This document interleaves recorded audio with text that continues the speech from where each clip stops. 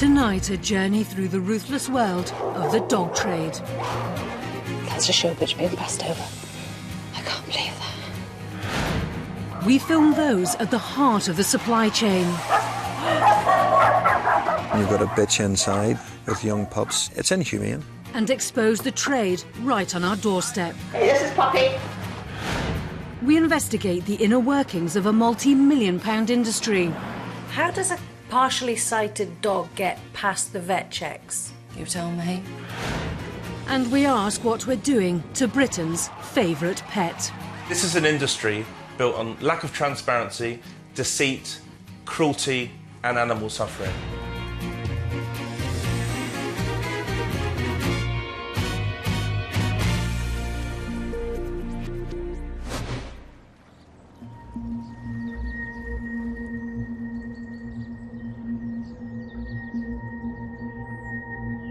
It's early morning at an abandoned fish factory near the Scottish port of Cairnryan.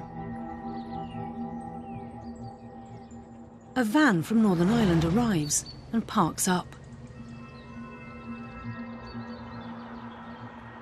Moments later, a car from Coat Bridge near Glasgow follows suit.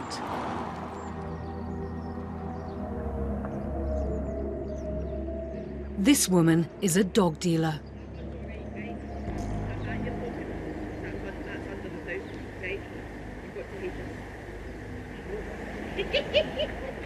The man on the left who arrived in the van is her supplier.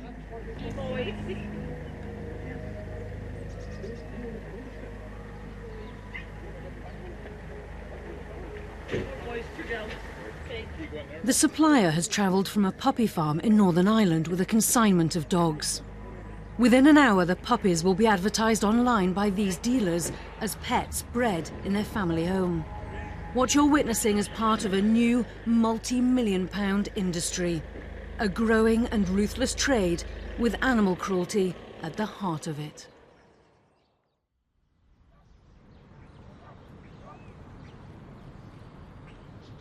Puppies are being bred on a scale never seen before. New breeds are commanding ever higher prices, with some pups costing upwards of £1,000.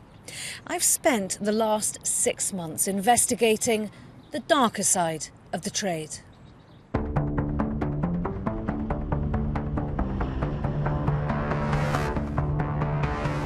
My investigation begins here, a complex of barns in County Armagh in Northern Ireland.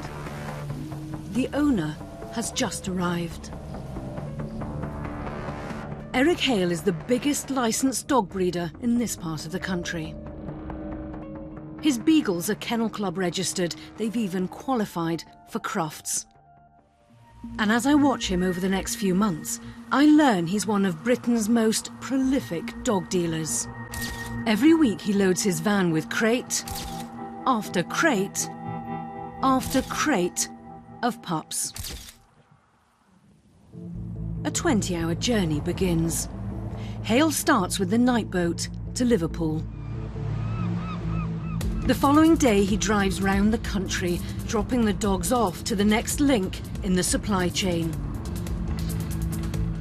From large-scale sellers to country lay-by dealers, Hale delivers to all. Eric Hale is in the big league. We discovered he was licensed for 120 breeding bitches. Now, with a puppy farm of that size, it's harder to control disease, but it's also harder to give each dog the human attention it needs if it's to be a happy family pet. I hear some animal welfare agencies have concerns about Hale and his business. I want to take a closer look. We'd never be allowed to film openly in Hale's puppy farm, so I have to film at night when there'd be least chance of being spotted. It's 2 in the morning and -6 degrees. To try and get access to the barns means a long walk over the hills in the dark. An hour later, and I'm at the puppy farm. We're filming this using night vision cameras.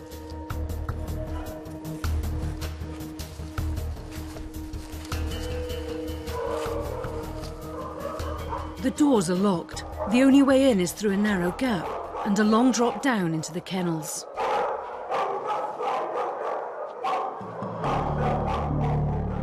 Inside, the dogs. The law requires suitable bedding. In some runs, there's little or none at all.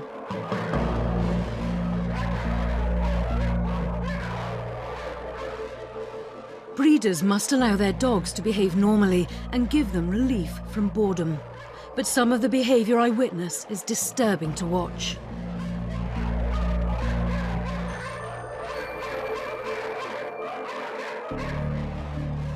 There's another high wall.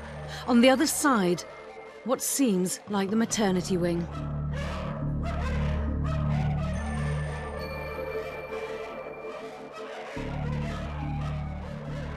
These dogs are either about to give birth or have just done so.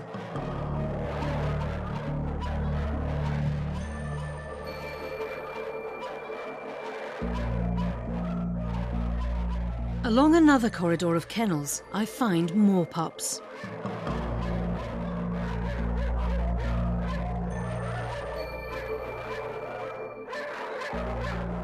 I have to keep reminding myself that this place is licensed, which means it's been inspected by the authorities and what they found deemed appropriate.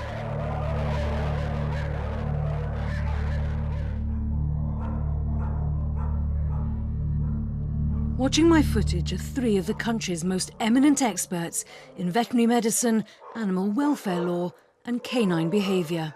What's that on the floor? Sawdust? Yeah. You're not meant to use sawdust because it gets into water and food. This accommodation's barely adequate for overnight. There's not really adequate barriers to prevent disease. That dog is trying to anaesthetise itself, essentially, to get out of the environment it finds itself in and cannot escape from. No local authority should be licensing these sort of conditions. If they're in there 24/7, then those dogs are seriously deprived. They're basically in jail. We'd watched the farm over several days and saw no sign of the dogs being routinely taken out of the barns.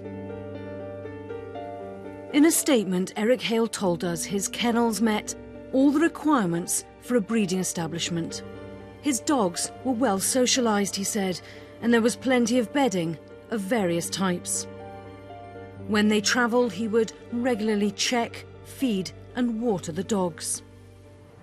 It's estimated that more than a third of all puppies bought today will have come from puppy farms, both licensed and unlicensed. Now, breeders like Hale supply dealers, some of whom also flout the regulations in the pursuit of profit. I discover one address Eric Hale often travels to is on the outskirts of Edinburgh. Here he delivers in the dead of night.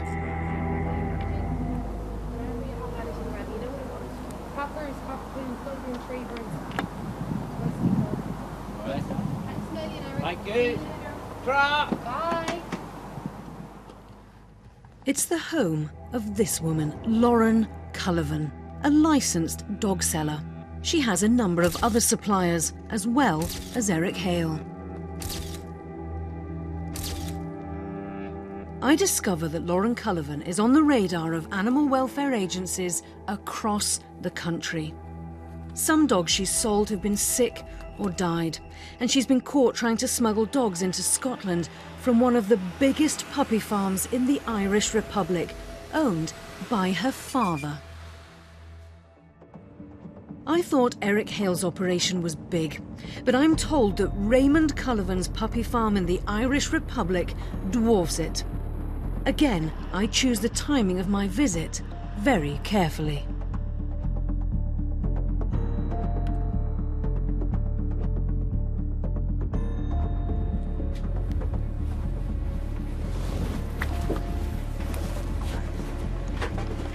It's the early hours of the morning, and I'm just over the border in County Cavan. It's -3 degrees and pitch black.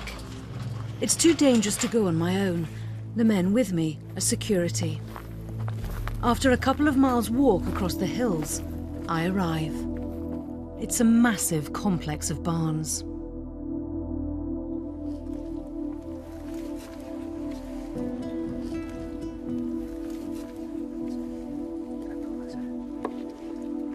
Inside the first barn, scores of dogs. And a wall of noise, so loud the camera's microphone can barely cope.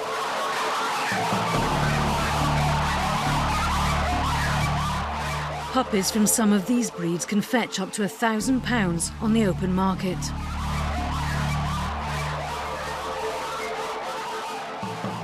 These pipes are part of a drinking system normally seen in battery pig farming. The dogs have to press the spout at the end to get water.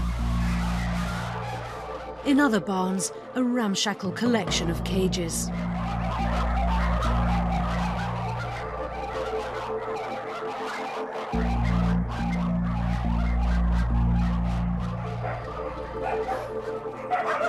Barn after barn.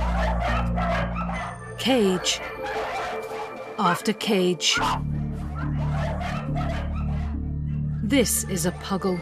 It's one of the new fashionable crossbreeds. The pups can sell for more than £800.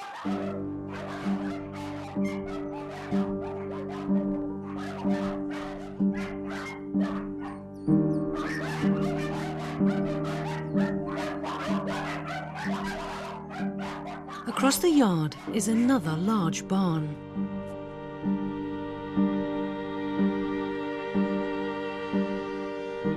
I'm totally unprepared for what I find inside.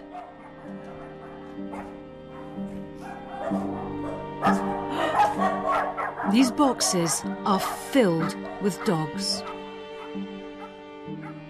Some of them are about to give birth, some of them have just given birth. There's one here. I cannot tell you how fresh these dogs are. They are this big. These boxes are illegal. Dogs giving birth in confined spaces, unable to move round freely. No space away from the pups. Little or no ventilation or daylight. All breaches of animal welfare legislation in Ireland. Yet filled with pups, many bound for the UK market.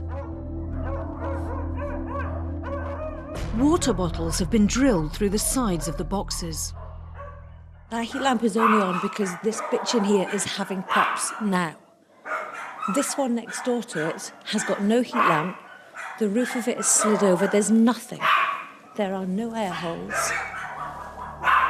Its only contact with the outside world, literally, is that water bottle here, going right into the side of this.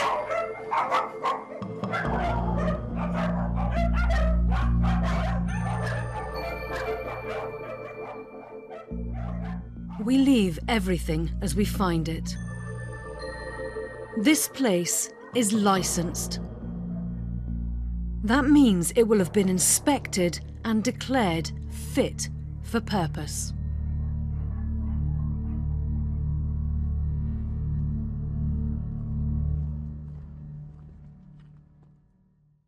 I show our panel the footage of the larger barns. This is a production facility run on an industrial scale to produce a very valuable commodity. It's treating dogs as though they were agricultural animals. I then show them the barn with the illegal growing boxes. You've gone quiet. Yes, I'm appalled, as any responsible dog owner would be, I think. A number of boxes there show the scale of the operation. Have you ever seen anything like that? I haven't seen anything like that before, no. It's not just the odd one or two.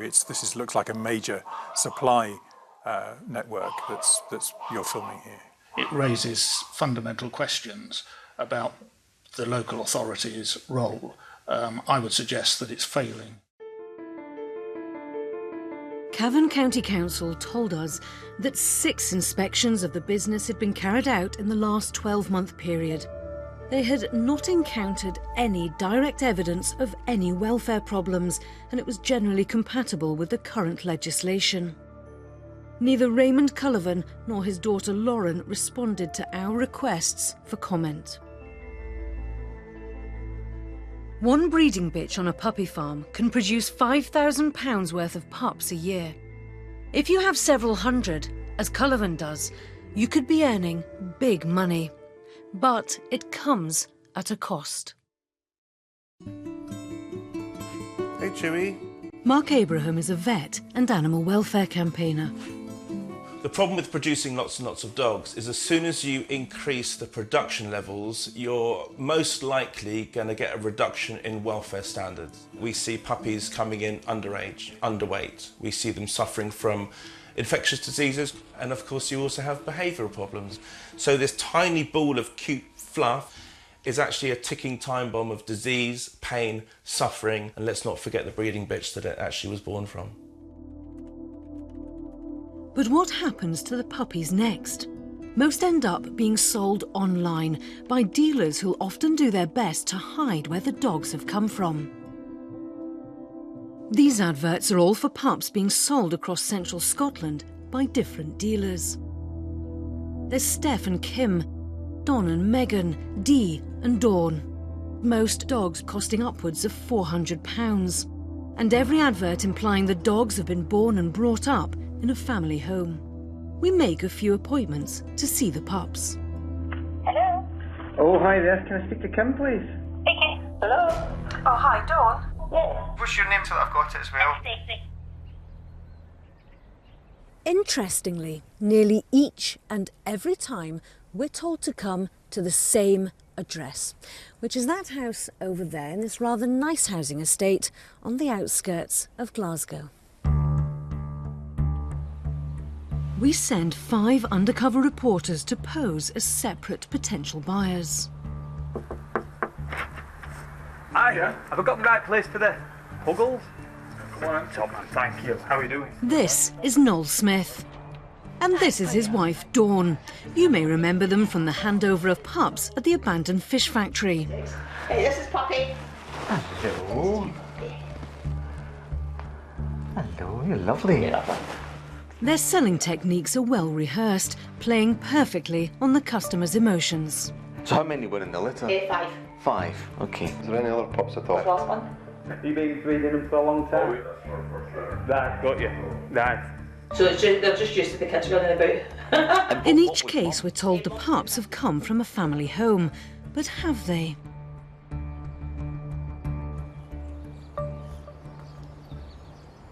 I spend months following Dawn and Noel Smith.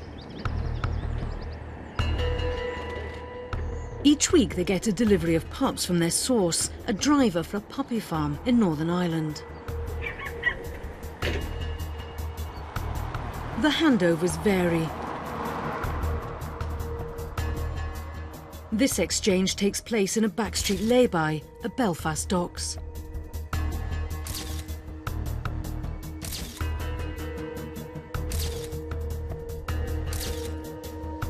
Other times I watch them travel on the ferry as foot passengers, returning with pups in carriers.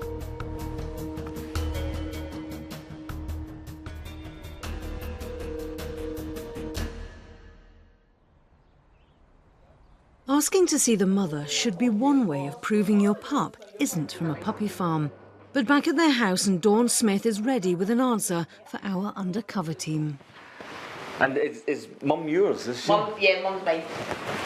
Is the mum about at all? Or no? My daughter's actually took the mum to the carrier farm. She's away because the pups were feeding on her. But if I wanted to come and see the mum with them, I could possibly do that or not? If they're still here. Yeah. However, I start to notice some of their adverts state the pups can be seen with the mum. Could this be part of a new tactic being used to deceive the more careful customer? This investigator works undercover for animal welfare charities around the country, including the Ulster Society for the Prevention of Cruelty to Animals in Northern Ireland.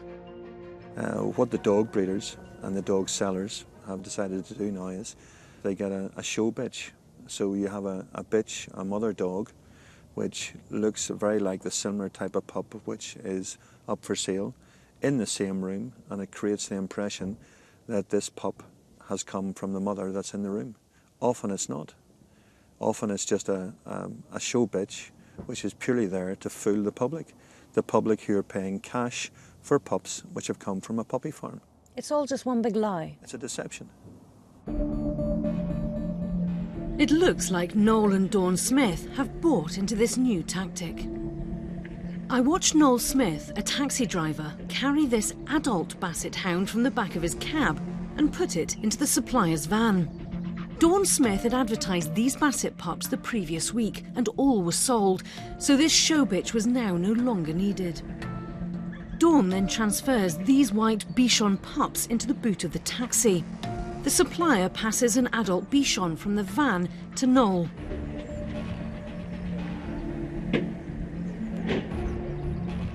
Who takes it and puts it into his cab. It's their new show bitch. Sure enough, within an hour of that handover, Dawn Smith posts this advert online. It states that Mum is their family pet. Their deception is complete.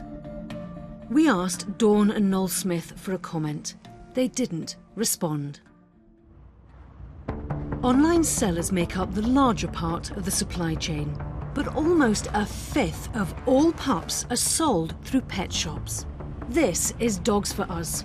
It's the UK's biggest puppy superstore chain with branches in Manchester and Leeds, both with an impressive celebrity clientele. Michelle and Claudia Williams bought a Norwegian elkhound puppy, George, from Dogs for Us last year for £575. Not long after, a vet diagnosed him with a terminal kidney disease. Asked why didn't you, why has he got this? And she said it's more than likely genetic, inherited from his mum and dad, mum or dad.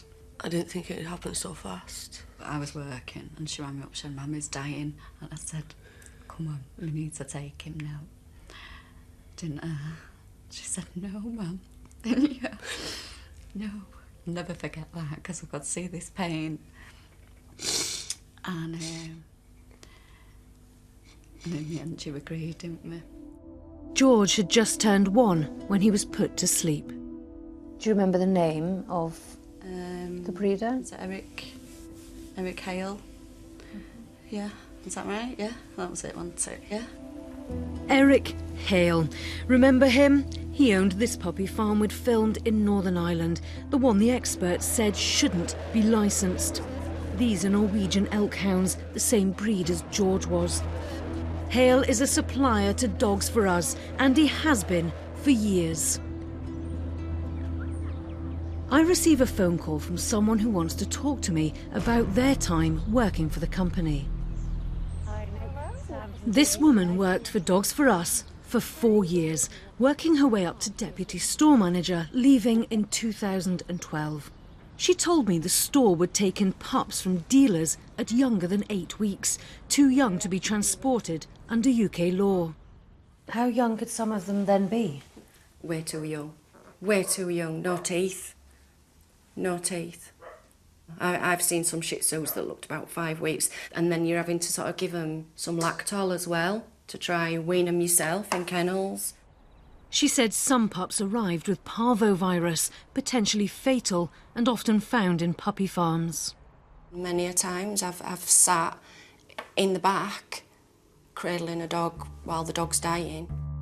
Nicola Robinson had an acrimonious departure from Dogs for Us 4 years ago. She admits assaulting a colleague as she walked out. She was angered, she says, by the way the business was operating. She showed me files of customer complaints, which she'd kept from during her time there. They showed dogs were sold which became sick or died, and crossbreeds sold as pedigrees.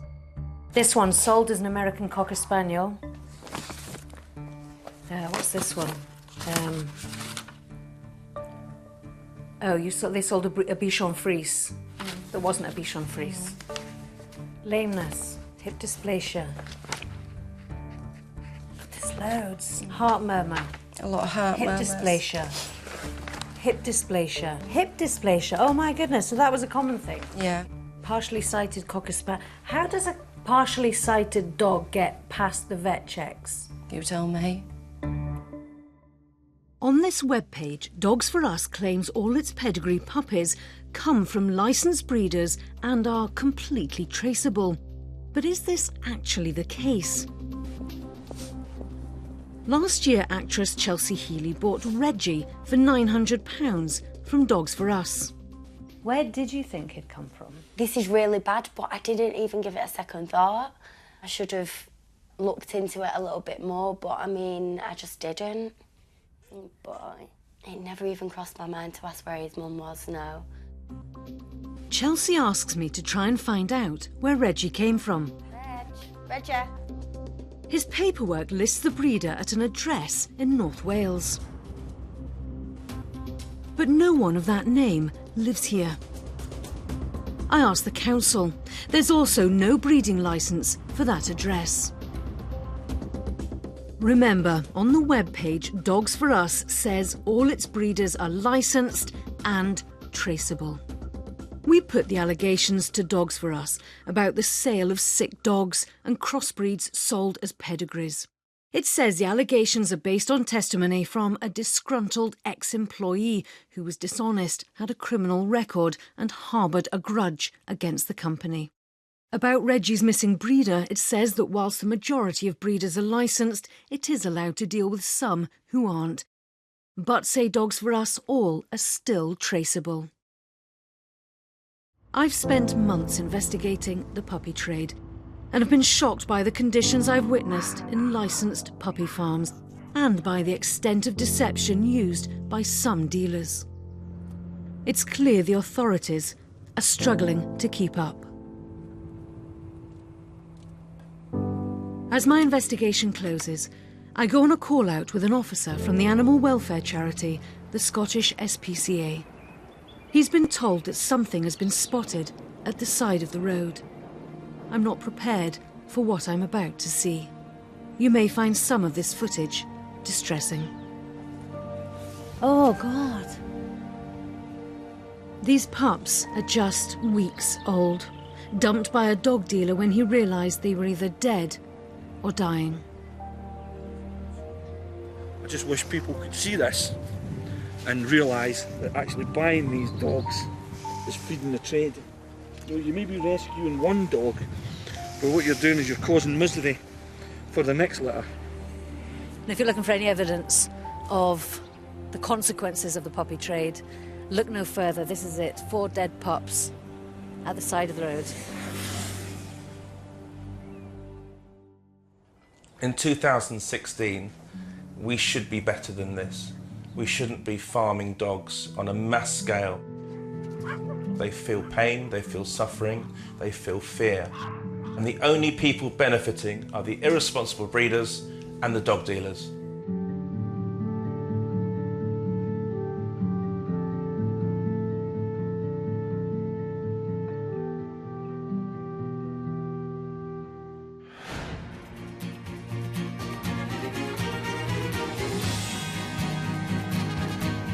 EastEnders next on BBC One, and A Face from the Past back in Albert Square.